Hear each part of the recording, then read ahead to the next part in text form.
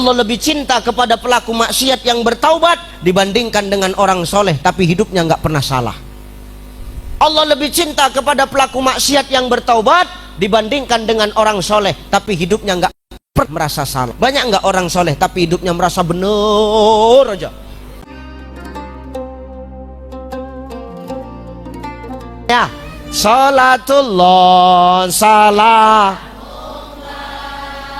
ala toha rasul, salatullah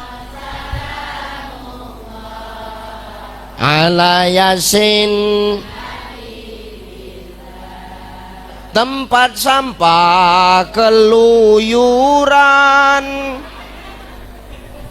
keranjangnya cari amalan, yang ngisi tambah kesehatan, yang gak ngisi kawannya. Coba, ayo, ayo, tak bekantong pula celana kades tuh. Ayo, salatullah salah alat cek,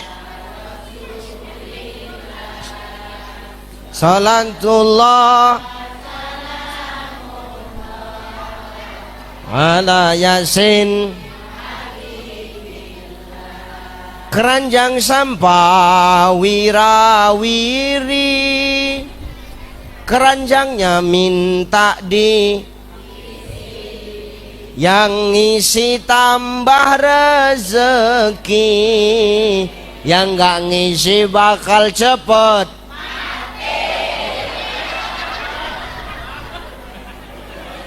bawa kemari keranjang sampah tuh. Ini dekatkan sama kades kalian, dekatkan. Pak manajer, ayo, aku mau tahu, aku letakkan sini, sini, woi. Mana satu, mana satu? Sini, sini, ini aku mau nengok berapa yang keluarkan manajer. Mau tahu aku dulu, mau tahu aku, mau tahu dulu aku, mau tahu. Itu setel nanti setel bak 2.000 lah, enggak? Ustadz, apa? Sedekah rupanya harus dipaksa. Iyalah, kalau enggak kita bisa lupa sama nikmat Allah. Ustadz, aku enggak bisa ngasih banyak. Biar enggak apa-apa, enggak bisa ngasih banyak. Biar sedikit tapi rutin, Pak. Sedekah itu begitu. Biar sedikit tapi rutin. Daripada 100.000 tapi 5 tahun sekali. Itu bukan sedekah, itu nyalek namanya, tahu? Betul nggak? Nah, itu udah ada yang datang sama ibu. Udah ada. Alah. Jangan gitu, jangan dicari. Rusak jalan, tak ada yang datang, spanduk aja yang datang. Kami memberikan bukti, bukan janji.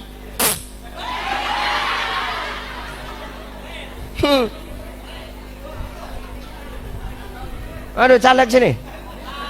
Ada caleg, mana? Tunjuk tangan, tunjuk tangan, tunjuk tangan. Ada? Ada? Tunjuk tangan, mana? Ada? Caleg, tuh, bantu. Bang, kalau mau menang di sini, minimal buatkan teh manis. Entah ada teh manis gue nih. Jangan spanduk aja dibanyakkan. Spanduk ditempel, diletak di jalan rusak tuh. Apa bisa dia nolong? Ngatur lalu lintas? Nggak bisa. Ustadz, kejam kali bahasa Ustadz. Kalau kau tak suka, itulah. Nggak usah datang. Sama aku simpel.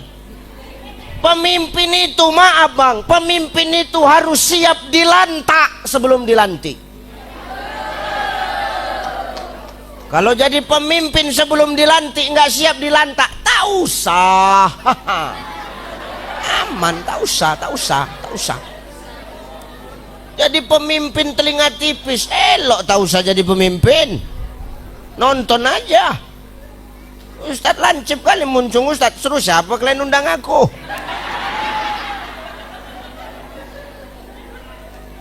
aku kan tak salah, aku kan menyampaikan fakta realita.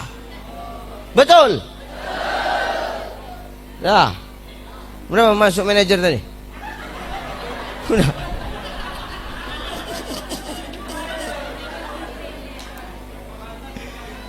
Pak mantan mana nak ngambil lagi? Masya Allah. Lanjut. Nih seni. Maka jangan bilang Islam itu nggak punya seni. Dakwah nggak punya seni. Kira-kira dakwahnya bakal diterima nggak?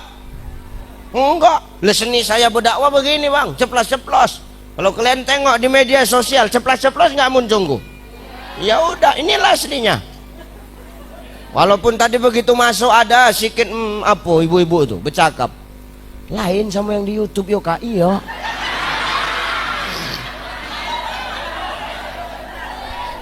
Di YouTube putih ya kan kak, di TV putih, besar, aslinya gelap aja ya kan kak, Aku tandai ibu tuh, sumpah aku tandai ibu tuh.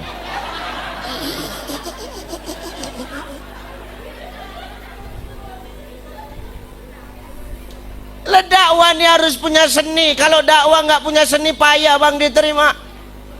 Pemimpin harus punya seni. Supaya apa? Enak bisa mengayomi masyarakat. Makanya Nabi seninya apa? Tengok, Nabi itu pemimpin bang. Anak-anak, anak muda, anak kecil, orang tua dia senang sama Nabi. Kenapa? Nabi merangkul. Mau yang sesama muslim, mau yang bukan muslim, segen dan cinta sayang sama Nabi. Kenapa? Nabi punya seni untuk merangkul. Jadi kalau hari ini Pak Kades jadi pemimpin, jangan lagi Pak Kades, oh ini dulu yang dukung aku, oh ini nggak usah kasih PKH yang nggak boleh. Rangkul semua, itu sudah selesai. Mau yang dulu milik kita, yang nggak milik kita, itu tetap warga masyarakatmu. Dan itu harus kau pertanggungjawabkan nanti di hadapan Allah. Senang kalian kan? Ini mau kalian kan?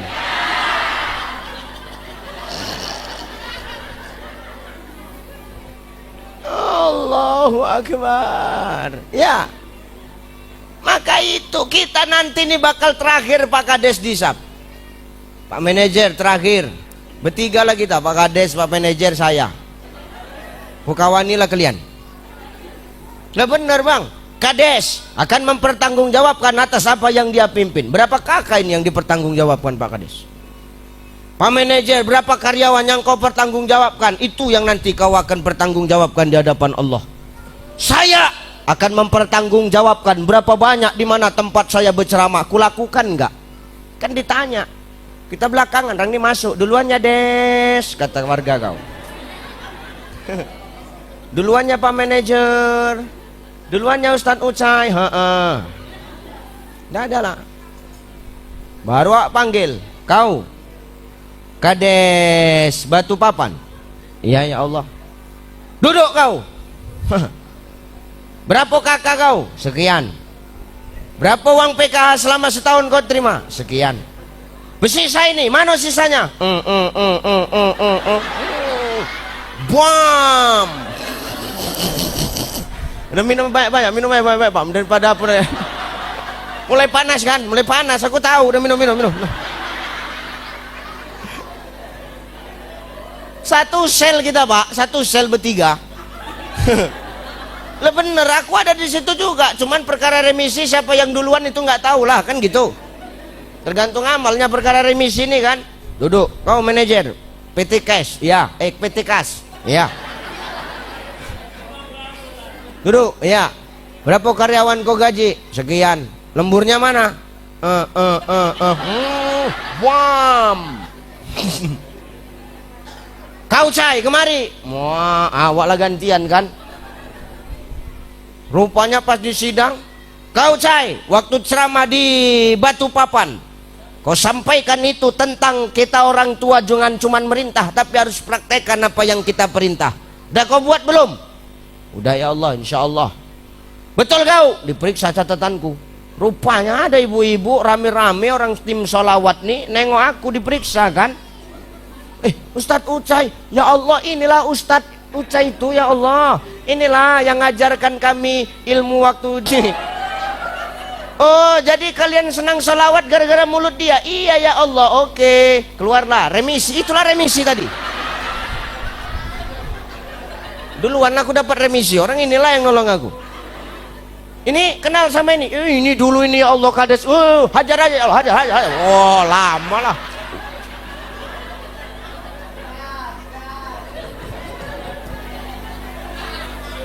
Tuh. Lah saya cuman mau ngomong, kita ini bakal dimintai pertanggungjawaban atas apa yang kita lakukan di muka bumi Allah. Ini bukan sekedar guyon Bapak Ibu, tapi mengandung hikmah yang luar biasa. Makanya apa kata Jibril alaihi salam ketika dia menasihati Rasulullah? Ya Muhammad, wa'mal masyita, lakukan, kerjakan, perbuat apa yang kau suka, silakan. Tapi ingat, apa yang kau kerjakan, apa yang kau buat bakal dimintai pertanggungjawaban. Bukan hanya pemimpin, bukan hanya sekedar pendakwah, kita semua, istri bakal dimintai pertanggungjawaban atas anak-anaknya, suami bakal dimintai pertanggungjawaban atas istri dan anak keturunannya. Kita semua ini bakal dimintai pertanggungjawaban Bapak Ibu. Makanya dalam Quran surah Yasin Allah ngomong, apa kata Allah? Al-yauma nakhtimu ala afwahihim wa tukallimuna wa tashhadu arjuluhum bima kanu.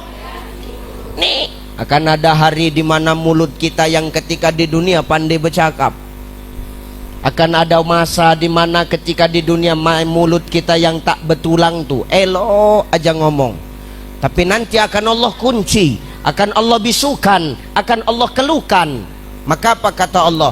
Tangan dan kaki kau nanti yang bakal menjadi saksi di hadapan Allah.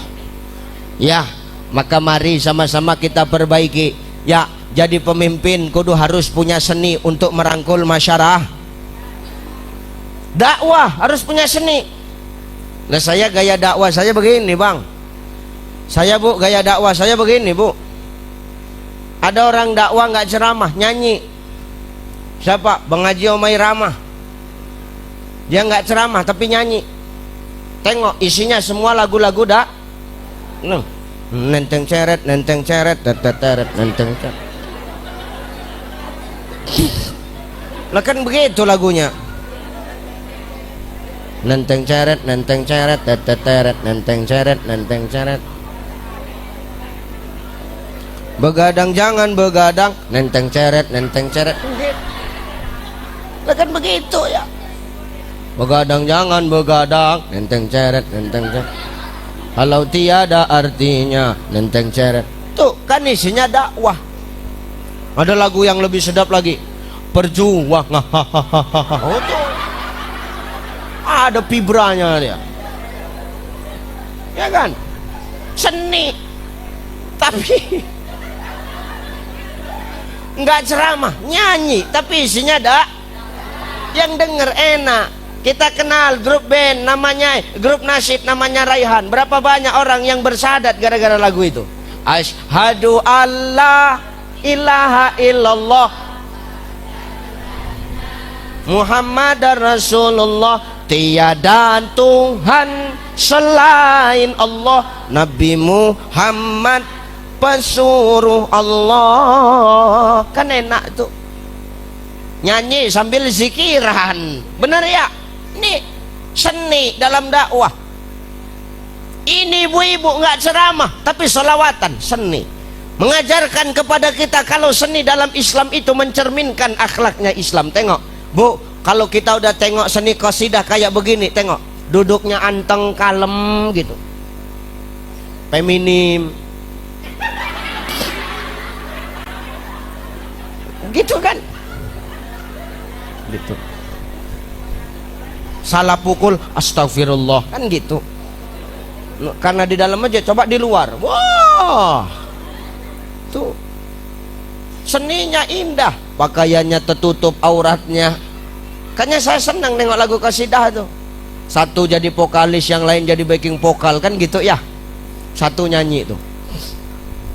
Dari dahulu hingga sekarang Yang belakang cuman jawab syalalalalala.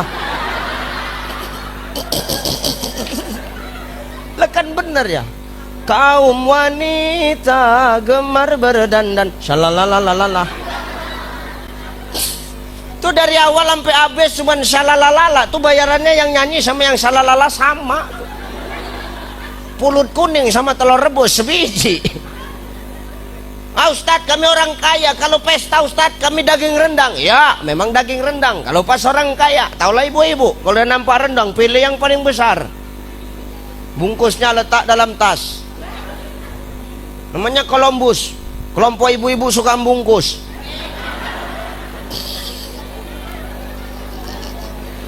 Iya, pilihnya daging yang paling besar. Sampai rumah panggilnya suaminya, bang ayo makan, aku bawa rendang. Iya, oh, senang laki dia makan rendang. Begitu dipot, kenapa keras? Rupa lengkuas.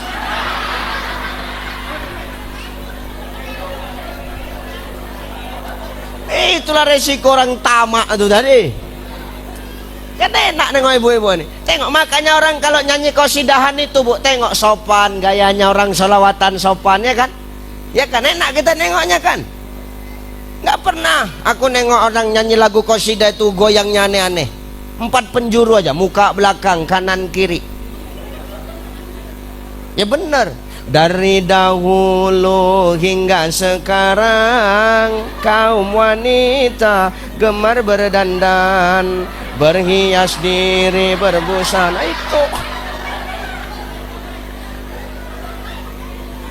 Itu aja, muka, belakang, kanan, kiri, sampai habis lagu tuh itu aja. Tak pernah aku tengok orang lagu nyanyi ke lagu qasidah tuh aneh-aneh. Dari dahulu hingga sekarang. Menandakan apa Ustadz? Ternyata seni dalam Islam itu mengajarkan akhlaknya Islam, bahwasanya Islam ini adalah agama yang berakhlak, Bapak Ibu. Betul? Nih, makanya Islam itu agama yang berakhlak. Jangankan sama manusia, maaf, sama binatang Islam punya adab. Bener bang. Jangankan sama manusia, sama binatang Islam punya adab. Tengok, ketika Ibrahim alaihi salam menyembelih putranya Ismail alaihi salam, ya tengok tuh, perhatikan. Itu Ismail kata Ibrahim, iya ayah, aku bermimpi disuruh untuk menyembelih engkau wahai Ismail. Cemana menurutmu? Laksanakan ayah, insya Allah engkau akan mendapati aku sebagai orang yang bersabar. Hajar ayah, gas, yakin. Tapi aku punya syarat ayah. Apa itu nak? Pertama ayah, sebelum kau sembelih aku ayah, kau tajamkan pedangmu, kau tajamkan parangmu. Ini kan adab bu, ini kan akhlak. Sama binatang, kita disunahkan ketika menyembelih binatang, kita disuruh menajamkan pedang kita, menajamkan parang kita. Supaya apa? Tuh leher yang ada 2 urat di leher binatang cepat putus. Ya, nyembelih nanti hewan kurban, tajamkan pak. Membeli ayam tuh tajamkan, lembu tajamkan, nyembeli kambing tajamkan, membeli bini kalau udah geram kali udah tajamkan, tak boleh. Ini kan pula dibuat, mampus aku gara-gara ucai lah ini katanya. Tuh kan, kira-kira maaf, ini bukan membandingkan, tapi sering saya tengok di YouTube tuh, tengok ada, maaf kita nggak usah sebutin agamanya tuh kak, maaf, kalau nyembeli lembu itu lembunya disetrum dulu bang, disetrum, jatuh lembunya baru dipotong. Ada yang model kepala lembunya dipukul, jatuh lembunya pingsan baru dipotong. Bener ya? Ada saudara kita maaf yang menyembeli hewan, walaupun itu hewan yang haram, namanya bidua, babi, ya kan? Tuh nyembelih itu, apa pernah orang itu pakai parang? Kan enggak. Besi dipanasin sampai merah, dicucuk lubang knalpot babi itu, cucuk, tuh menjerit babi itu, kata babi.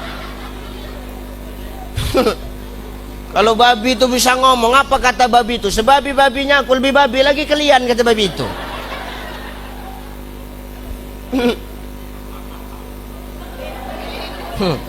Lah saya ndak sebut agama ya. Lah ini kan saya cuma mau ngajarkan kalau teladan dalam Islam itu adalah agama yang beradab. Jangankan sama manusia, sama binatang kita suruh punya adab. Jangankan maaf, sama sesama akidah, yang bukan akidah pun kita disuruh saling menjaga dan saling melindungi. Supaya apa? Supaya saling adem, tentrem, ukhuwah, watoniyah di antara kita. Selagi dia bagus sama kita, walaupun nggak seakidah dengan kita nggak boleh memerangin dia. Ya bener bang. Makanya itu, nih Islam agama yang punya adab. Nih seninya mencerminkan adab dan akhlaknya Islam, bahwasanya Islam adalah agama yang mulia dan terpuji. Dah, yuk ngaji bentar yuk, ngaji ya.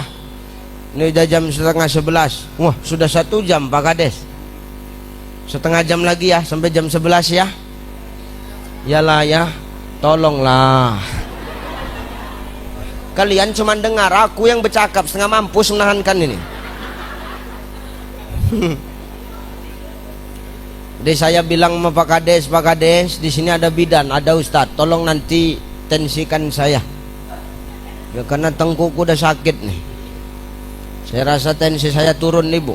Tadi sudah saya minum obat herbal saya, ternyata belum stabil, masih puyeng ini. Makanya nanti tolong tensikan ya. Bentar lagi kita akan nyampe sama Ramadan. Sebentar lagi Ramadan akan datang sama kita. Jadi Rajab ini adalah gerbang menuju kepada Ramadan. Yang namanya gerbang mau masuk pasti dilewatin bang. Lah saya mau masuk kemari, saya ngelewatin gerbang masjid nggak? Iya, namanya mau masuk ngelewatin gerbang masjid. Ya. Jadi maaf, sebelum sampai masuk ke dalam kita harus punya persiapan untuk ngadepin Ramadan tuh bang. Maka apa amalan yang harus kita lakukan di bulan Rajab nih? Allah jawab dalam peristiwa Isra wal Mi'raj tuh. Apa jawaban Allah? Perhatikan. Allah letakkan di dalam Quran surah Al-Isra ayat 1. Apa kata Allah? A'udzubillahi minasyaitonir rajim. Subhanalladzi asra bi'abdihi lailam minal masjidil harami ilal masjidil aqsa ilal ayah, dan seterusnya. Tengok, perhatikan. Kenapa terjadinya Isra Mi'raj itu kepada Rasulullah? Gini Bu, Bu.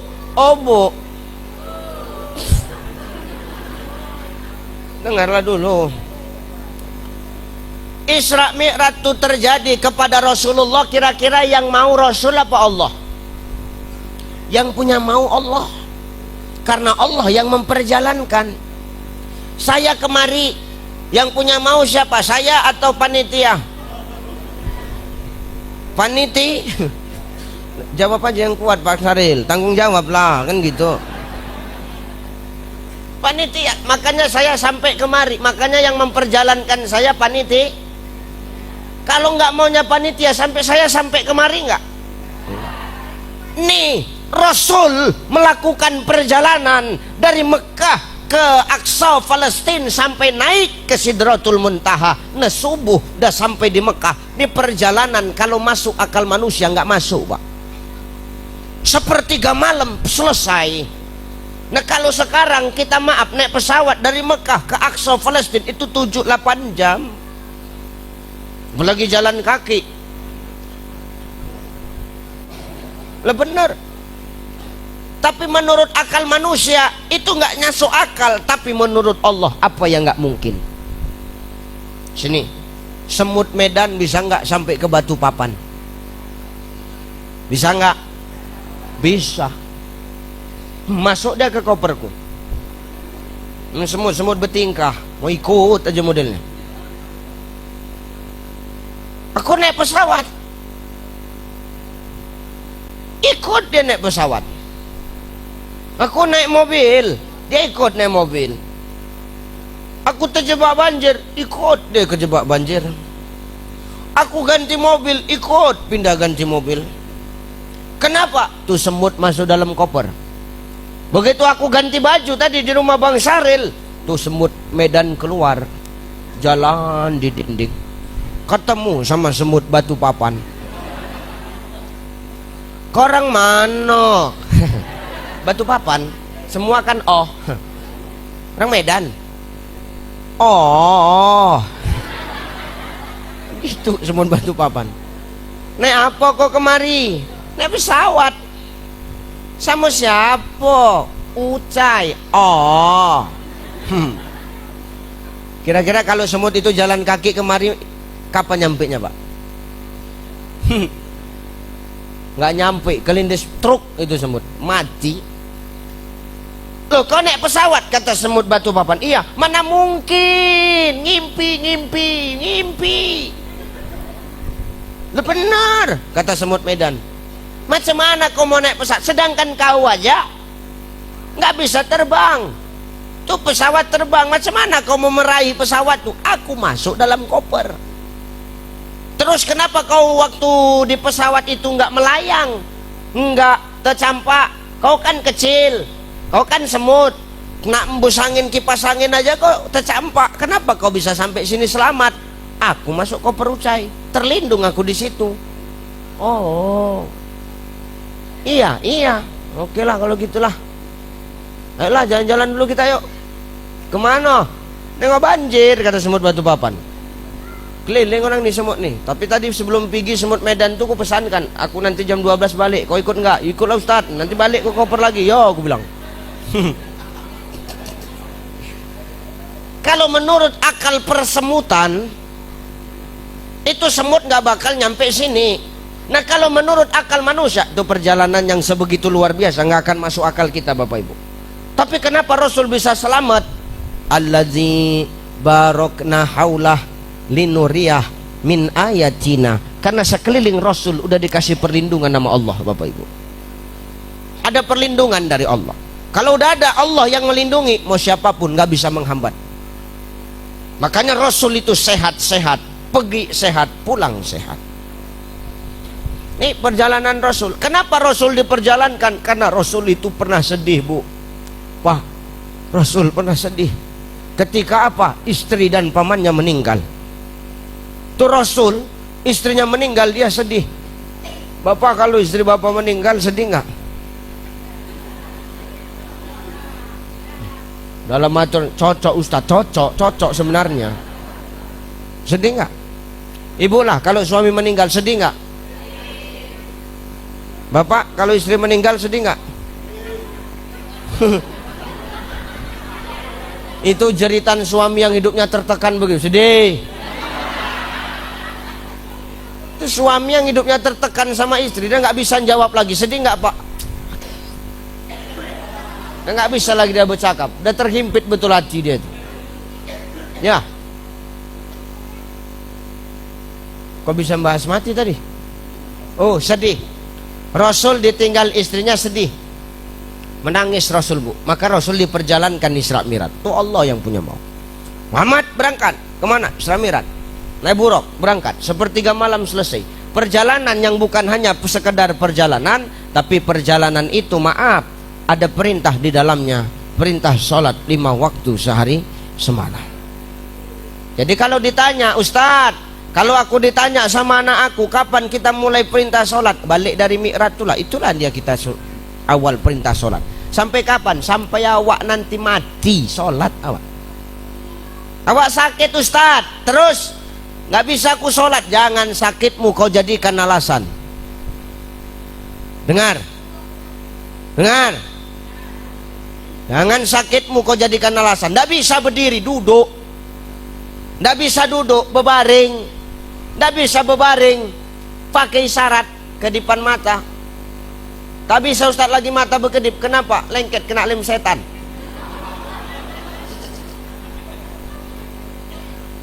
Pakai hati. Bayangkan awak sedang sholat. Ustaz, dah nggak bisa lagi hati ini merenung membayangkan. Oh, kau dah nggak wajib sholat. Kenapa? Kau sudah mati. Kau nggak sholat, cocoknya kau disolatkan. Benar ya? Jadi selagi kita mampu, telinga kita masih bisa mendengar, sholat. Nggak ada alasan. Al-Fiqhul Islamiyah Wadilatuhu As-Syekh Wahbah Zuhaili, beliau mengatakan, orang yang sanggup jalan kaki dari rumahnya ke masjid yang bersanggup berkendara dari rumahnya ke masjid, tahu-tahu sampai di masjid dia sholat langsung duduk, ada dua pendapat. Sholatnya tidak sah karena rukunnya tertinggal satu. Yang kedua, sholatnya makruh karena dia menghilangkan satu rukun. Kenapa? Jangan tipu-tipu Allah. Kau bisa jalan kaki dari rumah ke masjid, berarti kau mampu tegak. Kau bisa berkendara dari rumah ke masjid, berarti kau mampu tegak. Kenapa kau waktu sholat 5 menit kau duduk? Nyampe begitu pura-pura lumpuh dia, duduk waktu. Berdiri dulu. Kalau udah nggak sanggup berdiri, udah gemetar kaki awak, baru awak duduk. Jangan nyampe langsung duduk. Jangan tipu-tipu Allah sama malaikat, Pak. Sholat 5 menit kau duduk, ngantri PKH di kantor pos 2 jam, sanggup kau tegak begini. Jumpa sama awak, loh Pak, semalam sholat duduk, ini bisa ngantri PKH tegak. Semana lagi Ustadz? Ini yang jelas Ustadz, gitu dia. Jangan tipu-tipu Allah. Ya, jadi selama telinga kita masih mendengar, ibadah itu dari muda. Syababaka qabla haramik, manfaatkan masa muda sebelum datang masa tua. Ibadah di waktu tua nggak ada nyamannya. Lebih nyaman lagi kita ibadah di waktu muda. Betul nggak, Bu? Coba kalau nanti terawih, kita baru terawih dah tua-tua, wak baru terawih, ikut terawih, terkejut. Terawih sini berapa rakaat? 11, ya bagus. 23, ya bagus, nggak salah. Salah mana? Ya nggak sholat. Udah nggak sholat, kerjaan yang recokin yang sholat aja. Ini yang nggak cocok. Coba kalau masih muda, mau imam membaca sepanjang apapun, slow aja dia. Kenapa? Fisiknya kuat. Allahu Akbar, ghairil maghdubi alaihim waladdallin, amin. Bismillahirrahmanirrahim, Yasin wal Qur'anil Hakim, innaka laminal mursalin. Selalu aja, masih muda, sanggup. Oh, udah imam memang tak ada utak imam ini. Pikirkannya samurat orang sini. Kalau udah begini, yang senang siapa? Siapa yang senang? Yang senang tuh yang sholat samping dinding, bisa waktu bersandar.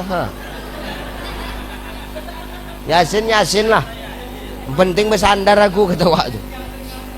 Ini selalu jadi rebutan tiang tengah nih. Ya, nih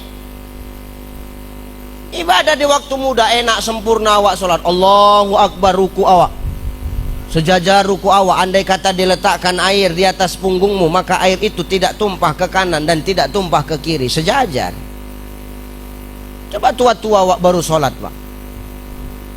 Allahu Akbar, Allahu Akbar.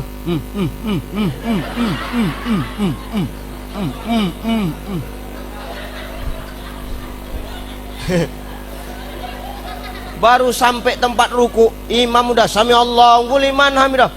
Cepat kali. Bukan imam tuh yang cepat, kau yang lama. Udah bekarat dah pinggang tuh. Sami Allahu liman hamidah.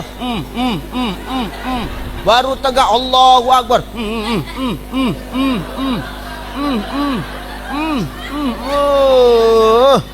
Orang dah salam warawak tuh sampai setengah mampus tegak. Enak. Ya. Ya, Pak. Ini kadang yang disalahkan siapa? Imam. Lama kali imamnya, cepat kali imamnya. Bukan imam terlalu cepat, kau yang lama, Pak. Jadi nggak boleh, Ustadz, kalau udah tua baru ingat sholat. Ya bagus, tapi lebih bagus kalau dari muda. Karena mati ini nggak nengok umur, Pak. Yang masih muda-muda ini, sholat, Bu. Dengan alasan kau nggak sholat, sibuk ngurus anak. Ngapain kau nikah? Kalau nggak mau punya anak, nggak usah nikah lah. Itu resiko. Anak tuh simpan dulu, tidurkan anak tuh. Dah, sholat awak. Anak aja, jangan bapaknya sekalian kau tidurkan, payah nanti nggak sholat.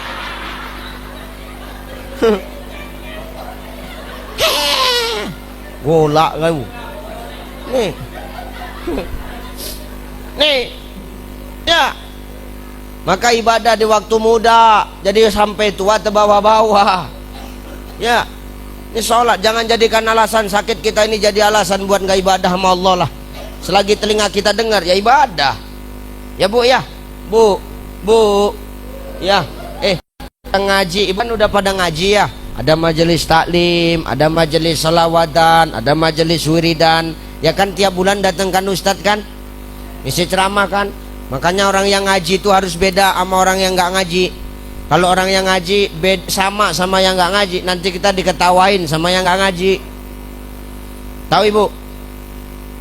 Nanti kita diketawain sama yang nggak ngaji, kan lucu kita. Sakit hati kita diketawain sama yang nggak ngaji. Maka yang ngaji ini harus punya beda, harus bisa jadi contoh. Betul ya? Nanti kita diketawain sama yang nggak ngaji itu. Tahu lah emak-emak tuh, muncungnya itu. Percuma tiap bulan ngaji, tapi kelakuan sama, kemana-mana nyeritakan aib orang aja. Bagus aku nggak ngaji. Banyak rupanya di sini korbannya ya. Tobat awak. Ketawa ya awak sama yang nggak ngaji tuh. Percuma ngaji, kemana-mana masih buka aurat.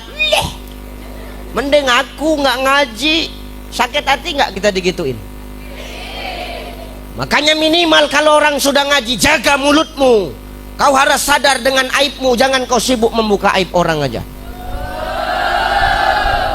Mampus, banyak rupanya di sini. Banyak orang sini rupanya pak. Kayak gitu lakuan mak-mak sini kan. Memang iya mama sini tuh kayak gitu. Apalagi kalau udah nyeritain orang, semakin seru gosipnya, semakin pelan suaranya.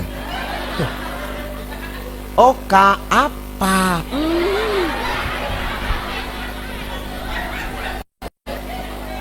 Kakak kenal Hati? Ya kenal lah. Kenapa si Hati? Nampakku dia, nampakku beli emas mentasi. Masa? Di mana kau nampak? Serba 35.000 kak. Iya, Nggak lama si Hati itu lewat. Itu dia. Nengok bibir dia tuh, pingin kali ku cakar kan muncung dia. Itulah emak-emak tuh. Boleh kita menceritakan aib orang, nggak boleh. Inilah kadang manusia. Gajah di pelupuk mata nggak nampak, semut seberang lautan jelas nampak. Ini tak boleh. Betul, kalian itu.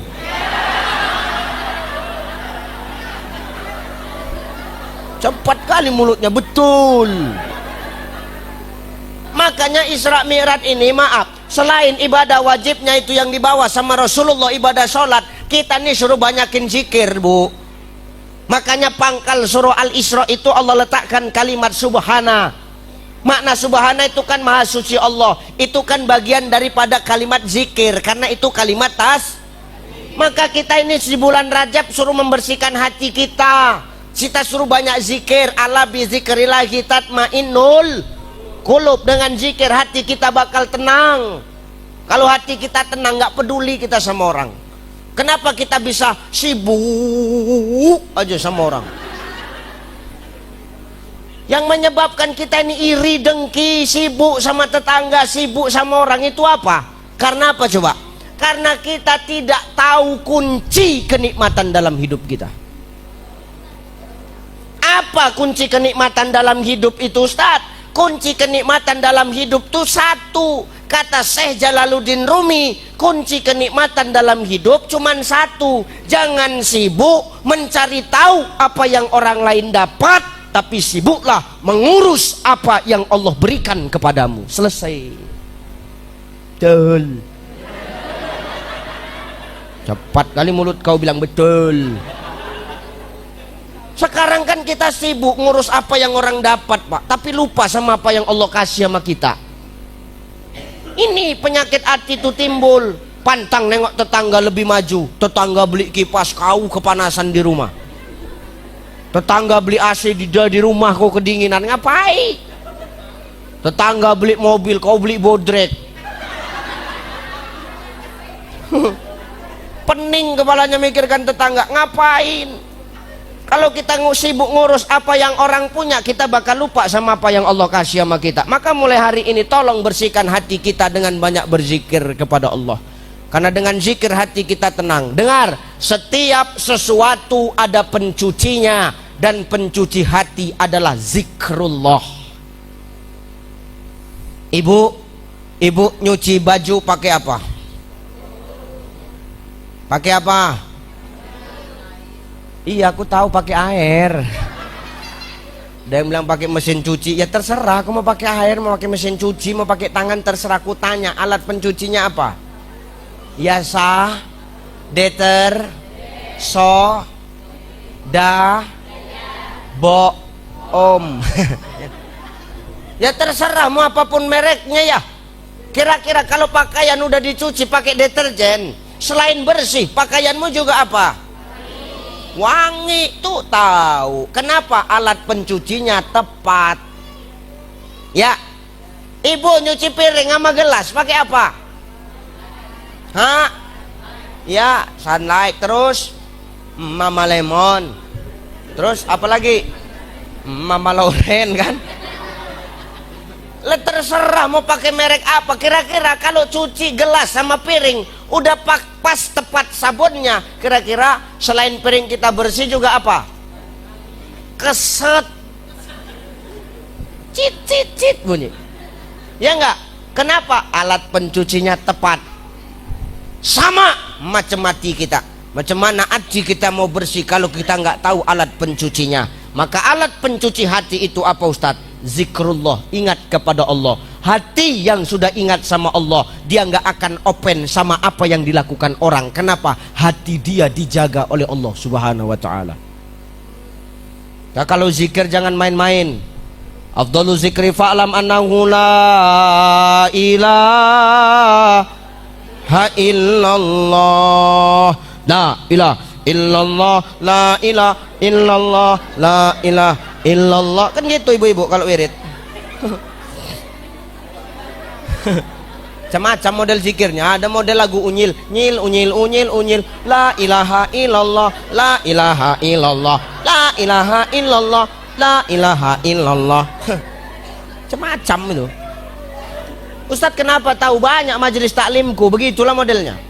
Kalau kami laki-laki, wirid laki-laki, zikir tuh afdalu zikri fa'lam annahu la ilaha illallah, la illallah, la illallah. Itu masih gigi satu tuh. La illallah, la illallah. Masuk gigi dua. La illallah. Kencang.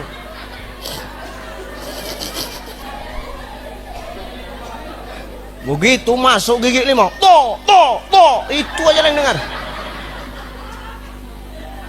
Macam mana begitu mau membersihkan hati awak, Pak? Hah, zikir tuh santai, meresap ke hati. Nggak usah perlu cepat-cepat, santai aja. Apa yang mau dikejar? Apalagi ibu-ibu kalau udah wirid yasinan itu. Di situ zikir la ilaha illallah, la ilaha illallah. Nampak kawan datang, la ilaha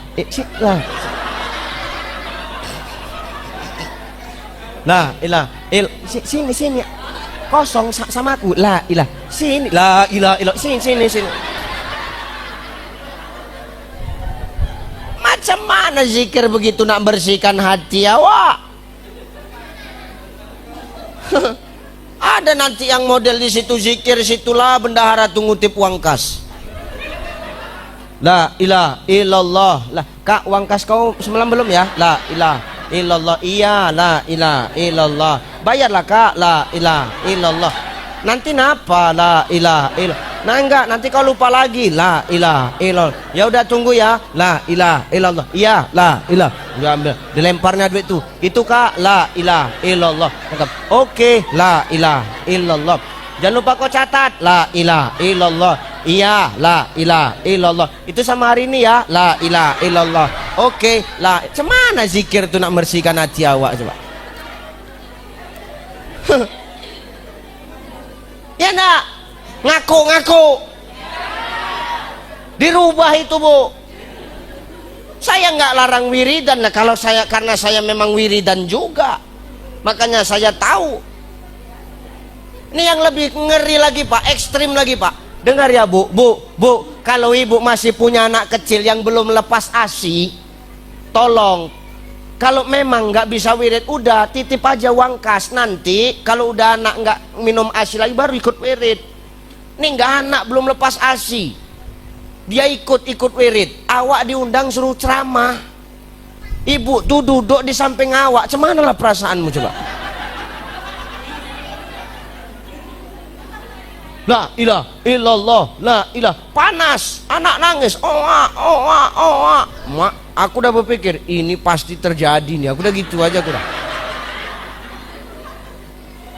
Kebetulan panitia tuh ngasih aku susu Pak, tapi susu itu dia nggak bertutup gelas, lupa panitia kasih tutup gelas. Zikir la ilah ilah, nangis anak tuh, diam lah, madu sama ustadz, kata maknya. Aku dah, ya Allah lindungilah aku ya Allah, udah gitu aja aku dah. Anak mangis makin kencang, akhirnya apa, nggak tahan mak, dibukanya kancing baju pertama, ya Allah, jantungan aku Bang,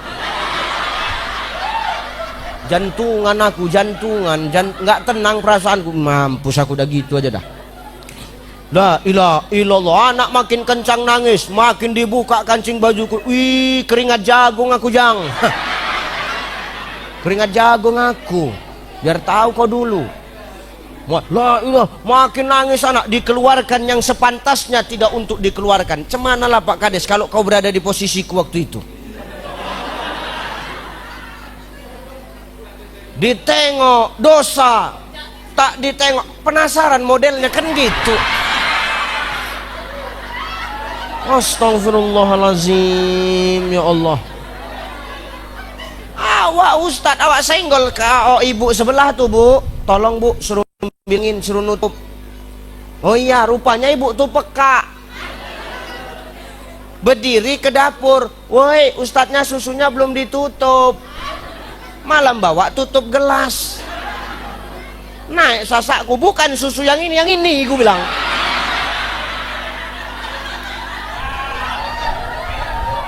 Apa kata ibu? Ih jongkek kali ustadz, kau yang mulai, gue bilang. Aku ustadz, tapi kan manusia juga aku bilang.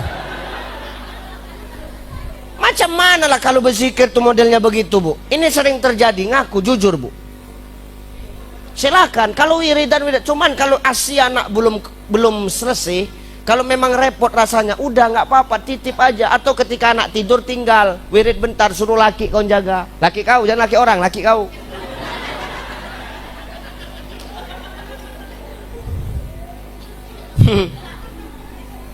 Macam mana zikir nak membersihkan hati kita Bu?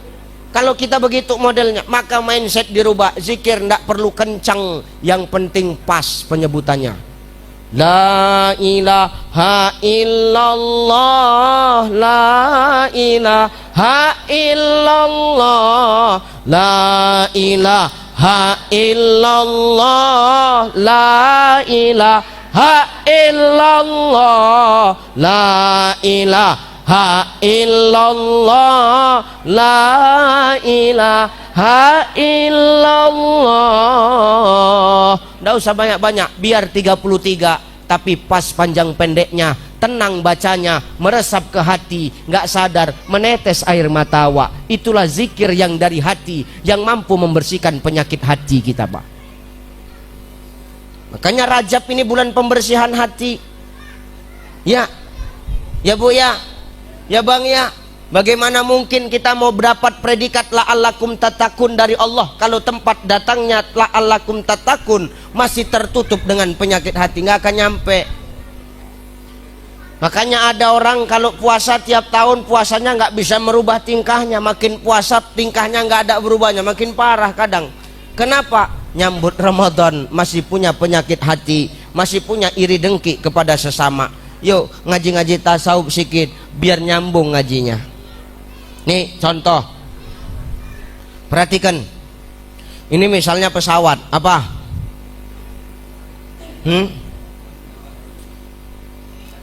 Ini pesawat, ini umpama apa? Ini sanksi aja heran. Ini apa? Botol. Ini apa? Pesawat, kan contoh pesawat. Datang pesawat Garuda Indonesia membawa jemaah umroh masyarakat Balikpapan. Jangan amin aja, daftar juga kau. Amin aja mana sampai. Daftar. Sama siapa? Sama aku. Bisa Ustadz, bisa. Ayo bulan 8 berangkat sama kita. Ada nama travel Ustadz? Ada. Siapa mau daftar nanti datangin aku. Ya, bulan 8 berangkat sama-sama kita. Kan enak ngaji di sana. Kau deh sisa-sisa PKH itu simpan tuh daftar. Datang pesawat Garuda Indonesia bawa jemaah umroh dari masyarakat Balikpapan.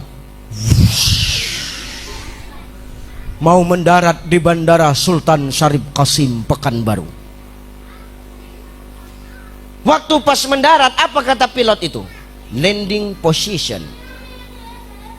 Tempat pendaratan, posisi pendaratan, siapkan. Apa kata operator bandara? Maaf, tempat pendaratan sudah penuh. Adapun tinggal satu, itu pun lubang-lubang tempat pendaratannya. Masih banyak pokok kayu betumbangan, kata operator bandara. Pertanyaanku, andai kata dipaksakan pesawat ini mendarat sama pilot tuh, kira-kira bakal terjadi celaka nggak tuh Pak? Celaka. Kenapa? Tempat pendaratannya nggak siap.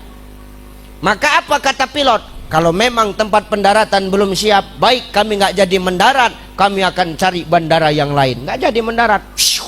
Sama macam ini. Bagaimana hidayah Allah, bagaimana takwa mau sampai ke hati kita. Kalau tempat mendaratnya takwa di hati kita masih penuh dengan kebencian, masih penuh dengan penyakit hati, masih penuh dengan gundah gulana memikirkan orang lain dan lupa bersyukur atas apa yang Allah kasih kepada kita. Maka tolong bulan Rajab, bulan pembersihan hati, dengan memperbanyak berzikir kepada Allah. Terserah mau zikir apa aja yang kita selalu lazim ucapkan, asalkan zikir itu senantiasa kita niatkan dari hati kita. Dengan kita berzikir tenang hati kita, kita akan menjadi orang-orang yang mampu memaafkan di antara kita. Ya, bukan berarti kita ini nggak punya salah. Kita semua punya salah, betul? Siapa di sini nggak punya dosa, Pak? Kita semua punya dosa. Saya punya dosa, ibu punya dosa, bapak punya dosa, kau Des banyak kali dosa kau. Kita semua punya dosa. Ya betul. Kita semua ini punya dosa. Nggak ada kita yang nggak punya dosa. Maka apa kata Allah? Allah lebih cinta kepada pelaku maksiat yang bertaubat dibandingkan dengan orang soleh tapi hidupnya nggak pernah salah. Allah lebih cinta kepada pelaku maksiat yang bertaubat dibandingkan dengan orang soleh tapi hidupnya nggak pernah merasa salah. Banyak nggak orang soleh tapi hidupnya merasa bener aja, yang lain salah. Mentang-mentang ada tamatannya, yang nggak punya tamatan dibodoh-bodohkannya. Ada nggak?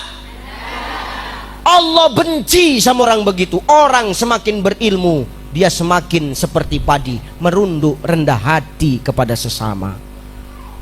Buat apa jadi orang gitu? Maka Allah cinta kepada pelaku maksiat yang taubat. Kita nih semua pelaku-pelaku maksiat, Bapak Ibu. Makanya kita disuruh oleh Allah apa? Innallaha yuhibbut tawwabin wa yuhibbul mutatahhirin. Kita suruh taubat, kita suruh banyak membersihkan diri kita.